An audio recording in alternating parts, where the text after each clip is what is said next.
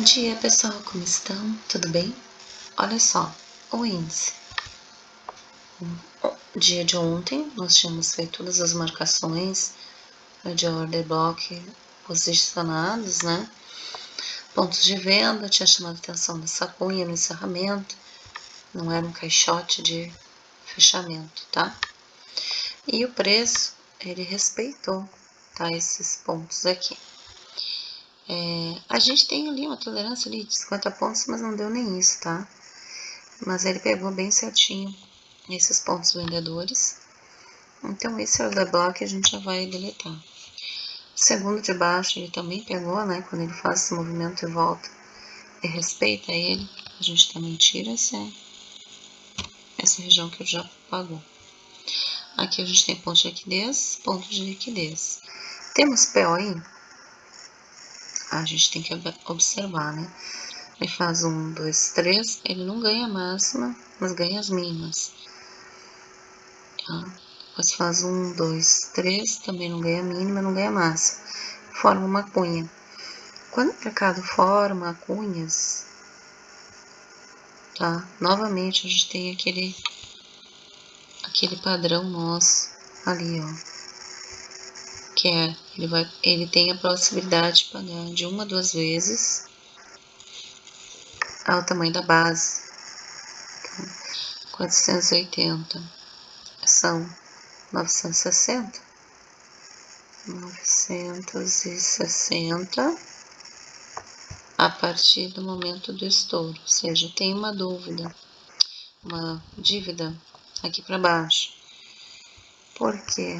Porque se vocês olharem, o mercado não pagou essa região aqui, ó, tá? Estamos com essa dívida aqui.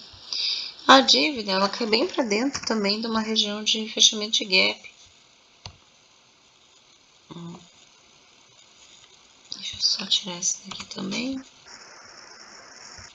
Então, se ele perder os fundos, ele vai fechar o gap lá embaixo, de 141 mil, se não me engano.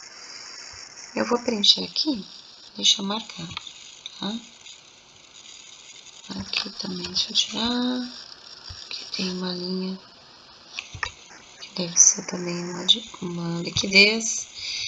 E aí ele vem com esses fundos arredondados, né, gente? Esses fundos arredondados, a gente vai pegar aquele efeito lá de xícara, né? Vai fazendo a alça aqui para subir. Às vezes o mercado ele faz o fundo, faz a alça, ou às vezes ele vem, sobe tudo, volta e faz a alça, sobe mais ainda. Também tem um padrão aqui que ele pode pagar, que é a amplitude dessa região, tá? Então, se ele começou aqui nessa região de acumulação,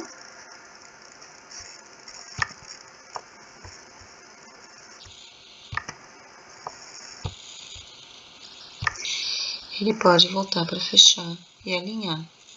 Até porque ele já pegou a liquidez lá de baixo, né? Ele já fez o sweep de liquidez.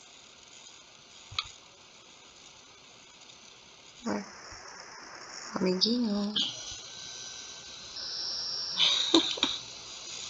Ficou doidinho, vai fazer de novo. Vocês se divertem, né? Ó, vamos de novo. Região de alcance, né? De desejo. Tá? Mais ou menos essa região aqui.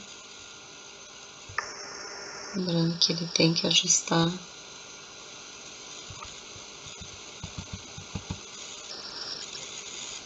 assim, né?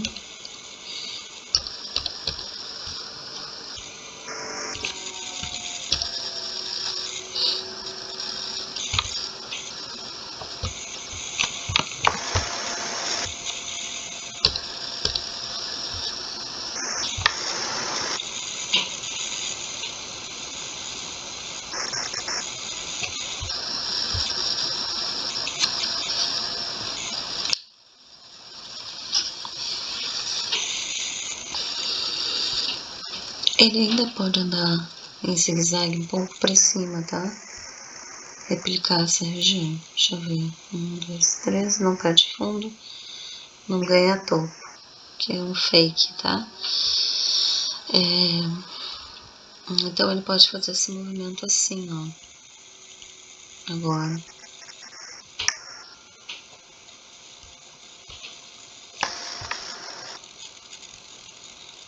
Ó, tá vendo? Uma subida irregular aqui é uma possibilidade. Tá?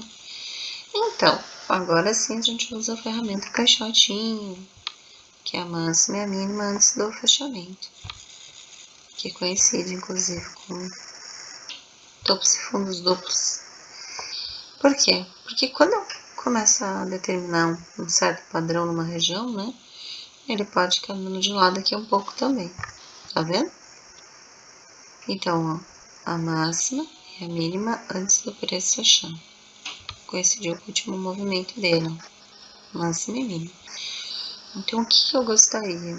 Que ele no máximo testasse essa região aqui de 50%, que vai ser uma região de teste interessante para o preço subir. Ele vai ter que respeitar essa região aqui, tá? 143.500 para subir. Outro ponto importante também em relação a esse order block, tá? Ele tem que ganhar essa região. Ele já deu a venda dele, na verdade, tá? Até poderia tirar ele daqui. Eu vou jogar ele aqui para baixo, porque ele já foi pago também. Então, o preço passa por ele, ignorando, volta, bate nele, desce, pagou, tá? Tem uma teoria que diz que eles são pagos até 2 vezes, mas eu, dependendo da região, gosto de limpar já. E não polui muito a tela. Então, o que o mercado fez? Eu vou mostrar aqui para vocês. Então, nós tínhamos que fechar aquela onda, tínhamos um fechamento em caixote triangular. O mercado ele já abre aqui embaixo, fecha a onda, ele sobe para fechar a onda e se conecta com o preço. Aí, olhando a tendência, ele já era comprador já há 2 dias e precisava fazer uma correção. Então, ele vem em continuidade do preço. Como ele não ganha o topo dessa região, ele está sinalizando para a gente que ele pode entrar no movimento de correção. Acumula para trocar a estrutura e forma aqui seus alvos. Só que o comprador está tão presente nesses 2 dias que ele não desce reto. Mesmo o institucional vendendo bastante, ó, e aí tem um padrão vendedor, né? O padrão que a gente observa no preço são essas espechadas, né? Ó, padronizadas, tá vendo? Depois ele vai diminuindo a frequência, ó, tá? E a última que ele pega é essa aqui, tá? Então, isso aí feito pelos aqueles robôs de alta frequência lá. O mercado todo comprando, o robô vem dar as pauladas na venda. A gente sabia que poderia ter esse movimento de correção em algum momento. Inclusive, a gente sempre marca aí uma região até maior nessa correção. Mas o mercado ainda não demonstrou interesse em vir buscar. Por exemplo, aqui, ó, início do movimento comprador.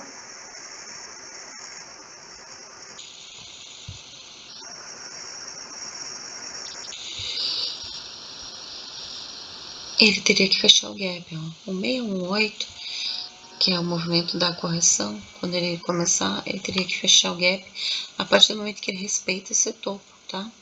Esse topo aqui que é o referencial. Antes disso, ele vinha no movimento de baixa, fazer xícara, tá vendo? Então, ele pode estar repetindo esse movimento aqui micro, tá vendo? Que é esse grande é exatamente esse pequenininho espelhado, ó, tá? Isso aqui que ele pode estar repetindo. É o mesmo, ó, é a mesma estrutura, só que na versão menor, é um espelhamento, né? Ok, dado o espelhamento, e dada a região que o mercado ainda pode vir a testar, senão daqui para frente é só subida mesmo. Mas deixa essa carta na manga aqui dos caras, né? Bom, ele negou então a correção. A gente pode marcar,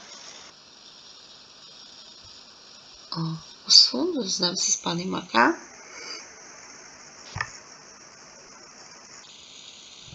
E aqui vocês podem colocar que é o 618 do macro para não se perderem, tá? Por quê? Porque se o mercado chegar a perder os fundos e começar a cair sem parar, vocês vão dizer assim, meu Deus, onde o mercado tá indo? Não tenho referência. tá caindo um penhasco agora. Então, quando isso acontecer, vocês vão ter a referência deste alvo aqui, gap fechamento 618 da macro, desde que mantenha ainda esse topo referencial, ok? Bom, o mercado está indo em busca dessa liquidez aqui, 145.690, só que ele já começou a subir, deixando dívidas para baixo, gaps e outros pontos interessantes. Bom, dito isso, a gente vai lá para o nosso gráfico de Favor Gaps Order Block. Por quê? Lembra que quando o mercado pagou esses vendedores, a gente tira. Eu já coloquei o ajuste aqui. Depois eu tenho que ver onde é que ficou a POC. A POC do dia, né? E a gente vai refazer as marcações. Eu gosto de usar o gráfico de 15 para marcar o order block, tá? Claro, o gráfico de 15 ou de 30. O de 30 eu gosto de olhar mais para a liquidez. O de 15 eu gosto de ter a order block marcado. E eu vejo isso assim, isso está dando uma qualidade para o nosso gráfico de 1 minuto enorme. Então, quando vocês forem fazer as análises, façam sempre do maior tempo gráfico para o menor. Eu vou olhar o gráfico de 240 minutos, o semanal. Posso olhar o mensal eventualmente? Pode. Principalmente ali na troca de papéis, o início da troca é 3 vezes por mês, né? Vocês olham o gráfico mensal, analisa ele junto com o semanal e vão fazendo seus estudos em relação a isso. Bom, olha só. Como eu falei, então, né? A gente está nessa região aqui, é um espelhamento diminuído do macro.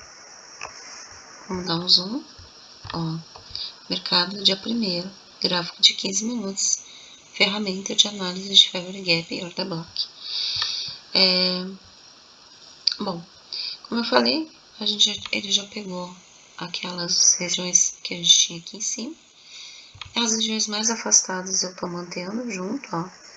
Esse aqui deslocou para baixo. E agora ele deixou para nós os Favor Gaps novos, ó, tá vendo? Que não tem nenhuma linha minha aqui. Então, aquela linha que eu desloquei para baixo, vou botar aqui. E eu vou renomear ela como Favor Gap. Vendedor, Favor Gap. O gráfico de 15, FVG, na vendedor 15. E vou fazer uma cópia porque ele deixou outro Favor Gap embaixo aqui. Tá ok. Já abaixo do comprador, ó, eu tenho um order block aqui, comprador. Order block. Aqui ele deslocou para baixo. Order block. E aqui que eu não tenho nenhum, eu jogo para cima. Então, ó, Favor Gap e Order Block, todo dia vocês têm a obrigação, vamos dizer assim, de arrumar isso. É bem importante para o trade de vocês. São pontos de repique, de frenagem no preço. O que mais que eu posso dizer agora nesse momento? Bom, ajustado. Liquidez. Põe no gráfico de 30. Bota lá no gráfico de... pode ser um gráfico mais limpo, tá? Ó. E aqui a gente vai observando esses movimentos, que são o seguinte. Vamos supor que você faz essa venda, tá? Aqui nessa região. Ou faz essa compra. Faz essa compra acreditando que é um pullback. E o mercado vende na sua cara, como eu digo, né? Então, onde eu tenho ponto de liquidez? Eu posso ter ponto de liquidez aqui nesse fundo. Por quê? Porque nessa região. Porque exatamente se eu estou comprando ali, o meu stop fica embaixo da minha entrada. E isso faz com que eu seja estopado a partir do momento que o mercado confirmou a venda, né?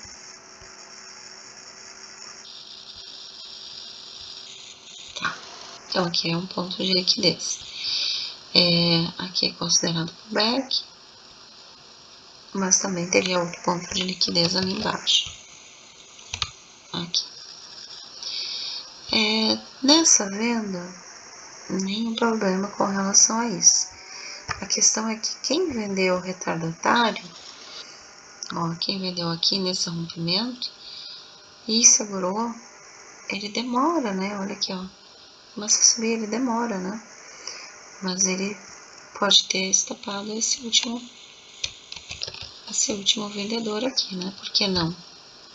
Liquidez está em cima, na venda e nos fundos das cotas. Então aí a gente marca de 2 a 3 pontos de liquidez. A gente não costuma marcar muito, não deveria, tá? Marcar mais do que 3 pontos para não se perder aí nos tradezinhos.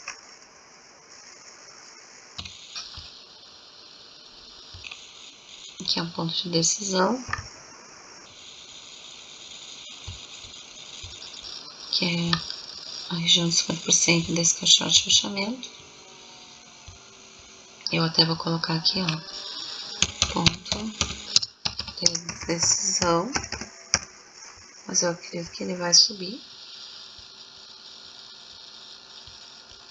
E a gente coloca noutra cor aqui.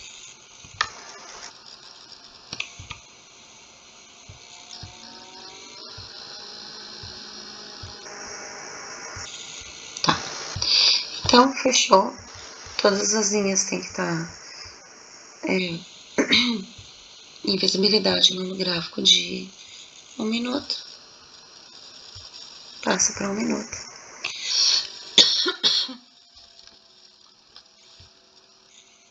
E aqui a gente vai ter isso aqui lindamente mapeado.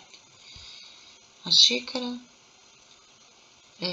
lembrando que vai ter um possível alvo dela. Aí vamos colocar aqui esse fundo. São 911, são 1822. 1822.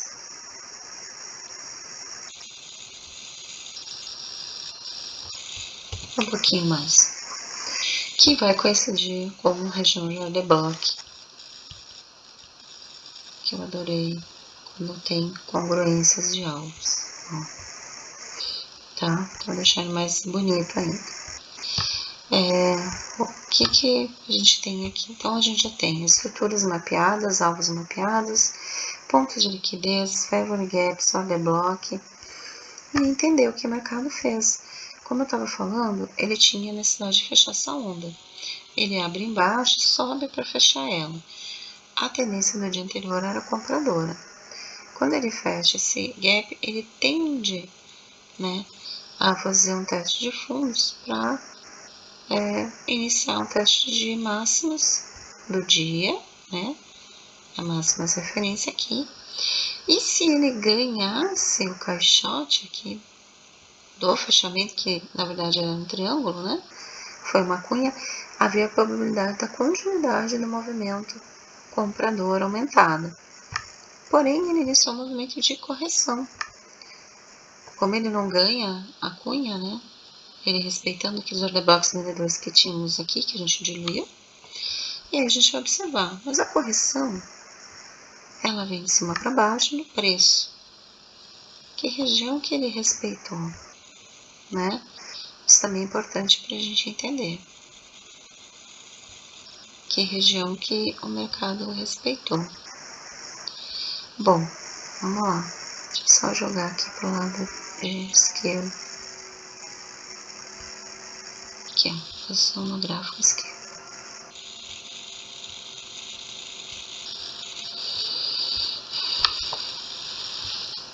Ó, ele foi fazer um teste de mínimas. Ó, inclusive ele rompeu a região do 80. Então, de máxima a mínima. Ele fez um teste de mínimas em relação ao dia anterior. Mas o dia anterior, ele não é o início do movimento comprador. O início foi esse gap aqui, ó. Então, sempre que o mercado tem um gap, ele tem um novo início, né? Um novo ciclo, um novo parâmetro. E aí a gente observa que ele fez a correção em cima do 618. Ele já tinha corrigido na abertura e veio repetir a teste de correção em cima dele. Ele não ganha 70%, não ganha 80%, não fez um teste mínimo. Se o mercado quiser validar o teste de mínima, ele vai descer a partir do ponto de decisão. Ele vai fazer uma continuidade do movimento vendedor e aí sim ele vai validar o teste mínimo.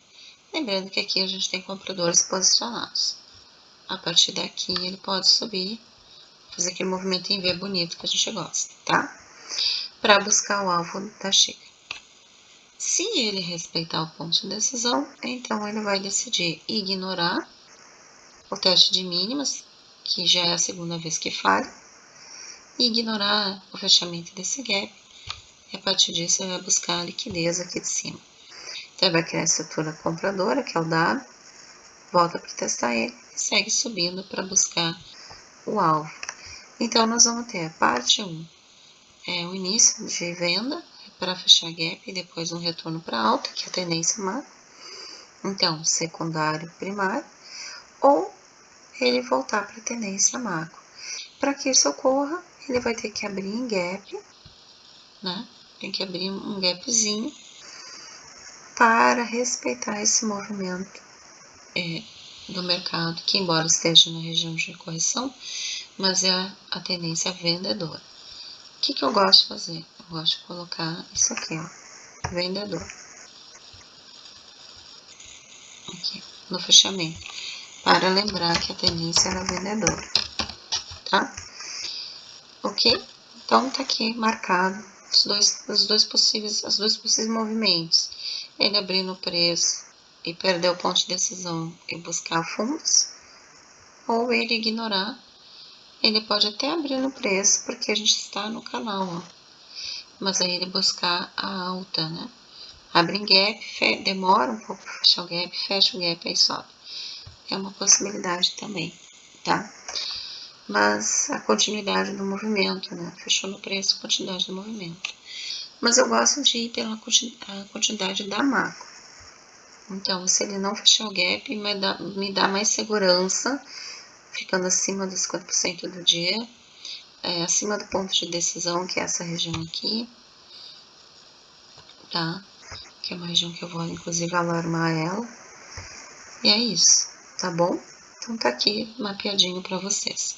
Tire o print, observe essas regiões. Deixa eu só tirar esse... Aqui, ó. Marquem essas regiões dos order blocks, são regiões importantes. E deixem também a ferramenta TP Marcações. Porque a ferramenta TP Marcações vai mostrar para vocês. Deixa eu jogar aqui para o nosso operacional. Ó, tá? Aí lembrando dos alinhamentos. Então, ontem, quando o mercado ele faz esse movimento aqui de fechar a onda, a gente não opera. Por quê? Porque o primeiro candle do dia, ele era um candle em formato de martelo, que é um candle de reversão natural. Reversão mostra que mesmo que ele não tenha sido rompido já na abertura, não tenha perdido a mínima, tá? Na abertura, foi violado só na máxima, mas por ele ser um martelo desta forma, ó, aí aqui tá me dizendo que é um candle de reversão nato. Aí não precisa, nesse caso, perder a máxima e a mínima. Ele já é por natureza. Quando ele fecha, né, fecha o gap, a tendência era compradora. Porém, ele nega ganhar o caixote do fechamento. Então, existe uma condição aqui, né, mesmo fechando o gap, para que o mercado dê continuidade de compra ou de venda. Qual é? Se ele fecha o gap, faz um pullback, descola a double up e sobe, ganhando o caixote, é comprador. criando aí pivôs compradores e setores compradores.